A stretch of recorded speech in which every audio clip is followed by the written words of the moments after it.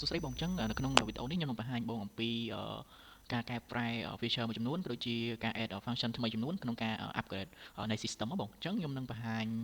នៅក្នុង pack POS វាមានការកែប្រែអ្វីខ្លះចឹងខ្ញុំនឹងចូលទៅ pack POS ដែលជា pack លក់របស់បងចឹងនៅក្នុង pack POS នេះវាមានកែប្រែមួយចំនួនតូចដូចជាកន្លែងនេះគឺបងអាចធ្វើការ filter brand របស់បងបានដែលការនៅ system ការនៅចាស់គឺវាអាចធ្វើការ filter brand បានទេបងអញ្ចឹងកន្លែងហ្នឹងបងអាចធ្វើការ filter brand បានក៏ដូចជាកន្លែងនេះគឺបងអាចធ្វើការមើលឬក៏បងពេលដែលបងលក់បងអាចធ្វើការ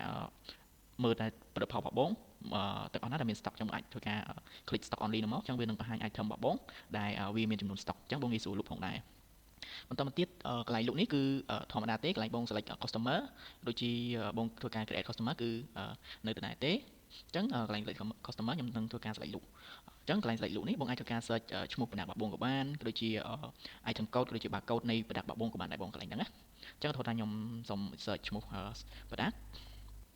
អញ្ចឹងខ្ញុំសូម select មួយនេះដើម្បីធ្វើការលក់អញ្ចឹងកន្លែងនេះក៏វា update ថ្មីដែរគឺបើសិនជា product ហ្នឹងវាមាន variant ក៏បងអាចធ្វើការ select បែបទម្រង់បែបនេះវាងាយស្រួលដូចជាបើសិនជា variant របស់បងច្រើនបងអាចធ្វើការ search កន្លែងហ្នឹងដូចខ្ញុំ search black អញ្ចឹងវានឹងចេញ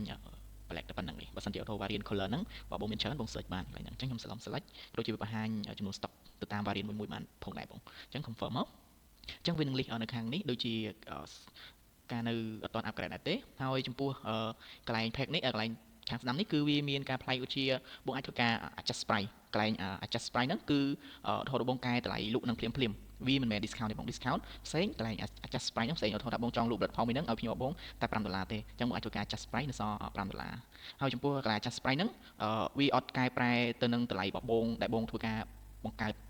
ប្រដាប់របស់បងមិនដំបូងទេវាកែប្រែដល់ពេលដែលបងលក់ item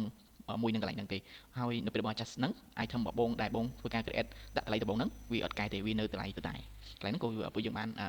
update ថ្មីដែរចំពោះកន្លែងហ្នឹងមានតែប៉ុណ្្នឹងទេតែពួកយើងបានធ្វើការ update ចំណុចមួយចំនួននៅក្នុង pack POS មកជាដែលជា pack លក់ជាប្រចាំថ្ងៃរបស់បងអរគុណច្រើនបងមានតែប៉ុណ្្នឹង